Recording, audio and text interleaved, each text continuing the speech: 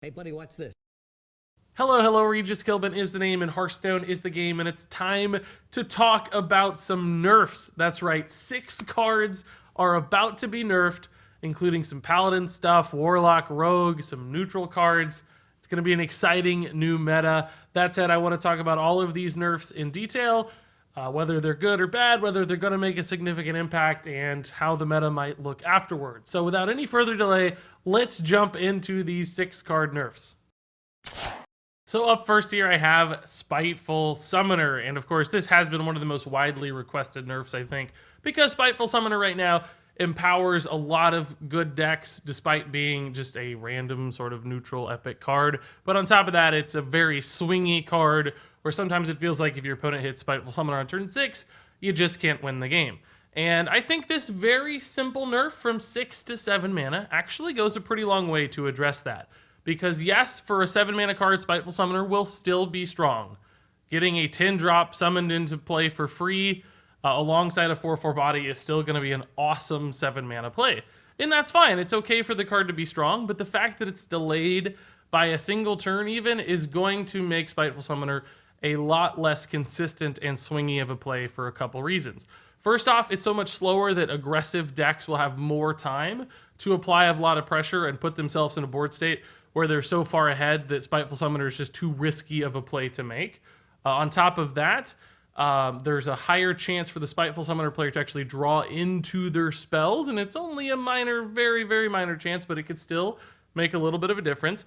And a third reason this is even weaker is that you're just giving your opponent time to draw into or find answers to the Spiteful Summoner board. So for instance, they might find a Shadow Word Death or have time to find or play card draw to find that Shadow Word Death to set themselves up. Psychic Scream becomes a better answer to these sorts of boards. Even Twisting Nether on turn 8 might follow up a turn 7 play. So essentially a lot of different avenues to address the Spiteful Summoner minion are in play by the time you reach turn 7 and are more likely to actually be in hand for the opponent. So there are a few different reasons this becomes significantly weaker, but still again remains strong, has the potential to drive decks. So ultimately I think this is a pretty good nerf. It finds a nice balance between keeping the card playable in some ways, but hurting the consistency and swing potential of the decks in which it's featured. Now, I do think that both Spiteful Druid and Spiteful Priest remain at least a little bit competitive with this change. I don't think they're necessarily as high in tier 2 as they used to be, but they'll still be options for people who want to play that style of game. And Spiteful Summoner might remain strong enough for future decks that can utilize it to become good in the future. That said, if the 10-drop pool gets diluted with worse cards in future expansions, that could be the real death knell for Spiteful Summoner. I don't think this nerf completely kills it, which again, that's a pretty good thing. So now let's move on to the Paladin nerf that is so desperately needed, in my opinion. Call to Arms moving from 4 to 5 mana. And again, pretty simple change, not particularly complex, but the one I've been recommending for a while. I think this is a simple, easy solution to the problem. It just stalls out Call to Arms by a single turn. It makes it feel a little bit more close to reality from a mana efficiency standpoint. So instead of getting 6 mana for 4, you're getting 6 mana for 5. That feels much fairer. And it takes Paladin's power turn and it basically moves it back in the game, which again gives decks so much more time to set up for it, to find removal options for it. So Call to Arms just loses a ton of power on a curve standpoint. It's just not going to be as strong coming out on turn 3 with a coin or turn 4, which is a really significant turning point in most games.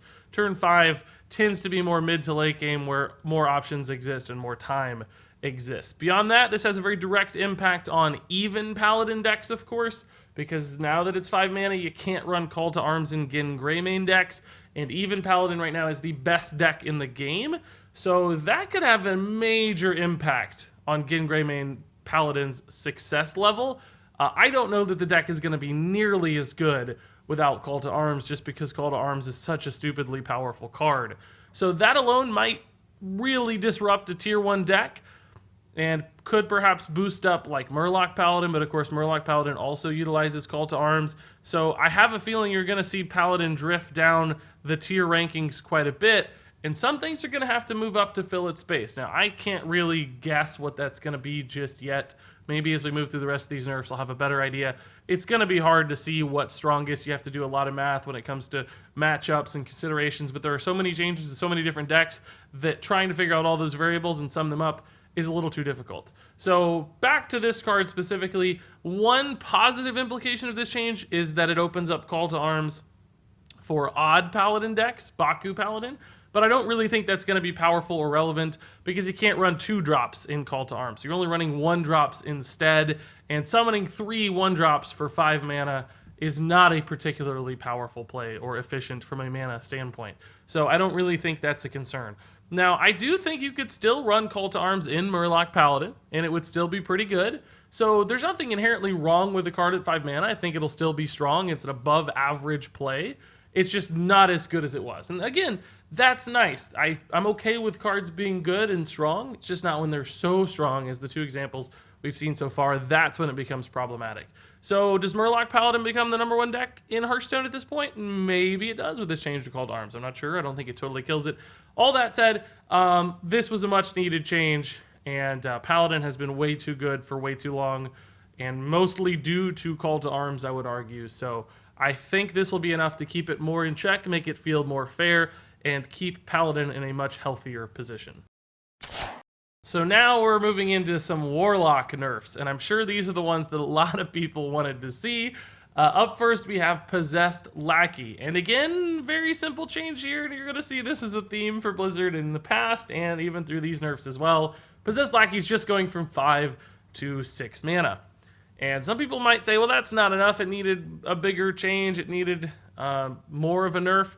But once again, despite how subtle this difference is, I think it's enough to help keep Possessed Lackey in check. Because again, it's the exact same argument basically I made for Spiteful Summoner and Call to Arms. When you take these really powerful swing turn opportunities, like for instance Dark Pact into Possessed Lackey into Void Lord or Doomguard as it is typically used today, when you take those and you slow them down, even by just a turn, or you make it a little bit harder to squeeze in with other cards, because now, for instance, Possessed Lackey Dark Pact is 7 mana instead of 6, so you can't like put a Spellstone in there with it or a Hellfire in there with it. So there are, for instance, harder ways to utilize all these things together. That small additive difference becomes very substantial and impactful throughout the course of a game, but also at the course of a season, and just multiple games and laddering. There are a turn here that just didn't line up quite as well. There's a game here where you got your Void Lord out a turn too late. And as you start to multiply all that together, you make a significant impact on the deck's win rate in a negative fashion, of course. So although it's just a single mana, although yes, you'll still be able to get Doom Guards and Void Lords cheated out and be able to do some crazy stuff with them, it's all happening slower and more reasonably, and your opponent's going to have more time to either kill you or find their silence or their answer, whatever it might be. So it's going to make Warlock substantially worse. Again, a nice little change and an impactful one despite how simple it is. So I think, yet again, a good nerf. Go Blizzard so far, 3 for 3. That's pretty unlikely and unusual for Blizzard, but so far I'm pretty happy with how they've handled these. So up next here we have another Warlock card. This is Dark Pact. And hey, this one is not a mana change, what do you know? But they did cut the healing of Dark Pact in half from 8 mana to 4. And that might look like a really big nerf, cutting something in half. That sounds enormous. But in reality, a lot of the value for Dark Pact is connected to the fact that it actually destroys a minion for you, with things like Possessed Lackey, for instance, or Carnivorous Cube, of course. So it's not really like a 50% nerf here. It's not quite that significant, although still a big deal. And let me talk about why. And this is something I've talked about on stream a lot lately, so you might have heard this argument before. But essentially, Warlock has always had a bit of a check and balance on their health total because they have this hero power that says, hey, you draw tons of cards, but you have to sacrifice your health to do it. So normally they gain card advantage at the cost of safety and health. And lately, with all the stuff Warlock's been getting, like Dark Pact and their Spellstone and Blood Reaver Gul'dan, suddenly that risk was removed because you didn't have to stay at low health totals anymore. You could draw a ton of cards, gain card advantage, and then regain your health pretty easily and safely without any downside. And Dark Pact contributed to that. Again, on top of Spellstone and Gul'dan, which are probably still issues. But nonetheless, chipping away at that healing availability, therefore increasing the risk of life tapping, increasing the risk of that card advantage, that's going to make an impact. So this is a pretty small nerf, really, in reality, if you think about it. It's basically 8 health difference per game. But again, there are going to be situations where that 4 health makes the difference between winning and losing a game because your opponent has a kill command or a fireball or whatever it might be. And the lack of that extra 4 points of healing is going to put you in situations and turns where you're suddenly dead instead of alive. And you don't have the chance to stabilize that you otherwise would have had. So again, this seemingly fairly small nerf of a card that is very powerful. So essentially, it may not look like a ton necessarily. You might think, oh, I'd definitely still play Dark Pact. And yeah, I think you would, which again, that's a good thing. But nonetheless, it's going to lose you games here and there. It's going to have that impact add up over time, and it's going to lower the deck's win rate just a little here and there. And that is really what we need. We don't necessarily want to kill Q block, although I'm sure some people do. I'm okay with decks existing. We just need to rein them in a little bit, and I think Dark Pact here with the new version will do exactly that. So now let's talk about Rogue, and I can't believe it, but Crystal Core has actually been nerfed again. Now, I guess previously, technically, the Caverns Below was nerfed, but again, Caverns Below is the card you play. Crystal Core is the reward for the Caverns Below quest for Rogue. So really, ultimately, another nerf to Caverns Below. And this is an interesting one, right? Because Quest Rogue isn't necessarily a very popular deck at the moment, and it's really a tier 2 deck, so not typically the kind of thing you expect to get nerfed.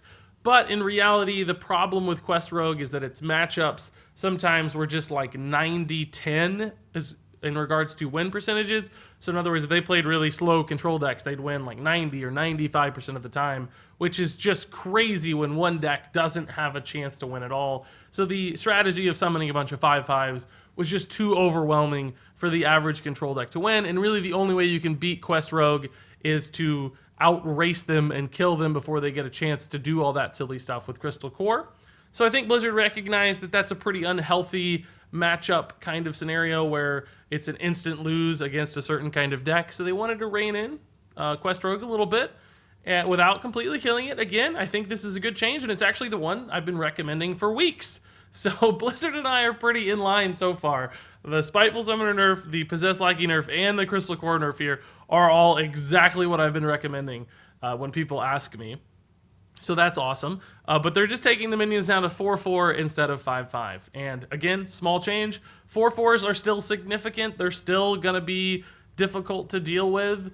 But decks are going to have better options to resolve this. For instance, just think about like Control Warrior, or I should call it Armor Warrior, Quest Warrior, whatever you want to call it. But Baku Warrior in particular, I guess, is what I want to say.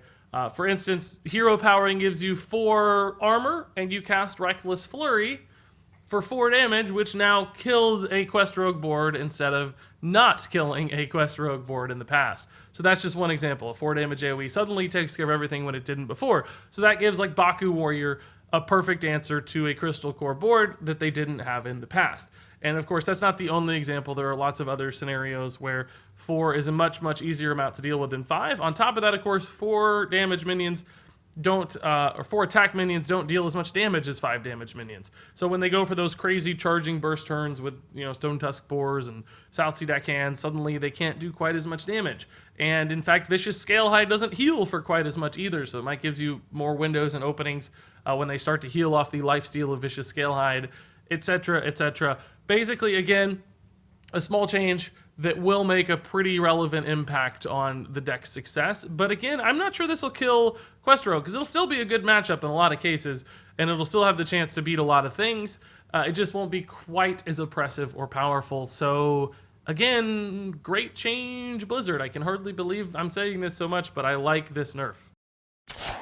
And then finally, one last card here getting nerfed, and it's one I don't care quite as much about because I'm not playing Wild format at the moment, but I do certainly recognize this is an important card to get nerfed, because if you're not familiar, right now Naga Sea Witch is basically ruining Wild format in a lot of people's eyes, because she creates these opportunities where you can play her on turn 5, and then just play this giant board of 8/8 giants, pun intended, I guess, where she reduced their cost and they further reduced their cost. They all become playable at 0 mana. So you'd run into situations where your opponent played a 5/5 and like 4 8/8s, and unless you had the perfect answer, you just couldn't do anything. And in fact, a lot of decks suddenly had to run perfect answers just to address that sort of board state.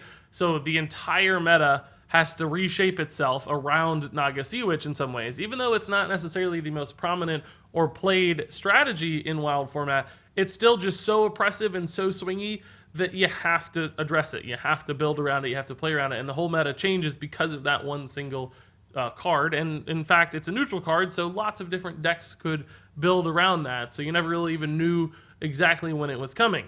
Now, that said, Blizzard has killed Naga Sea Witch, and I love it. I think it's fantastic. They've moved her from 5 to 8 mana, and that is not a subtle change. That is an enormous change. It's unbelievably huge. But I think they just said, look, we don't really care about this Naga Sea Witch interaction. We don't like this style of play. We know it's bad. We have no reason to care or like Naga Sea Witch, so let's just kill her. And that's basically what they did. And it lacks all subtlety, but the reason she's so bad at 8 mana should be fairly obvious. First off, that giant swing turn I talked about where they dump all that stuff on the board happens now 3 turns later. And if you're just sitting on a giant hand of Naga Sea Witch and a bunch of giants, again, I guess, pun intended, then you're going to die. Like, your hand's going to be full of garbage that you'll never have time to play, and you'll never swing the game, and you'll just be dead, so it won't be relevant. On top of that, of course, just using her as a general use card now, she has to stick onto the board, because you can't suddenly play Naga Sea Witch and a 10 mana card, for instance, at a reduced cost in the same turn at 10 mana. So, you know, you could theoretically play Naga Sea Witch and Blood Reaver Gul'dan in the same turn previously. Now that is completely impossible because she's 8 mana, so she has to stick on the board, which will absolutely never happen as a preemptive sort of turn. So they killed the swing turn by delaying it. They killed Naga Sea Witch in general as just a discount kind of card. She's no longer this like super Aviana option. So ultimately, just absolutely terrible across the board. She won't be played. Naga Sea Witch is dead. And frankly, I think Wild players will rejoice about that. Nobody's going to miss this card unless perhaps you play Giants. But hey, guess what? There are other fun ways to play Hearthstone, more fun ways, in fact. And you'll be making your opponent's days a lot happier. So even if you loved her and played her, I think you'll get over it. It's okay. So great change here, too. And that said, I gotta be honest, I liked every change. I think every one of these is a well-done nerf. I usually don't say a lot of great things about Blizzard. I usually reserve my positivity. I have a lot of complaints. I think they took too long with these nerfs, for instance. That is still absolutely true. But ultimately, I think they got them all pretty close to right. I, in fact, said exactly that they should have nerfed Spiteful Summoner, Possessed Lackey, and Call to Arms exactly like they did. A 1 mana change is easy, it's boring, but it's good. It's going to make a difference. It's going to change the Hearthstone meta, absolutely. Will it kill all of these decks? No, I don't think so. And I think that's good. Some people probably want Q-Block to die, for instance, or want Even Paladin to go away. Even Paladin might actually go away. Q-Block, I don't think will. I think it'll still remain a pretty relevant deck. It'll still be able to do crazy stuff, but it will be kept in check just a little bit more. Balance will be finer. It will feel better to play against. You'll have more opportunities to beat it, all of which are good things. So, I am pleasantly surprised. Blizzard nailed it. They knocked it out of the park, but that doesn't mean you guys agree. So I'm very curious, what do you think? Did they get these nerfs correct? Is this going to change the meta? What deck is going to be the best new deck? I cannot answer that question. I have no idea. There's too many variables, too many things have changed. If we tweaked like one card, we could probably foresee what the meta is going to look like. But when you change 5, who knows? Everything could just go wonky and we have no idea what's going to succeed. But maybe you do. Maybe you're smarter than me and you figured it out. If so, share that in the comments below. I want to hear all of your thoughts on these nerfs. But until then, thank you so much for watching, and until next time, game on.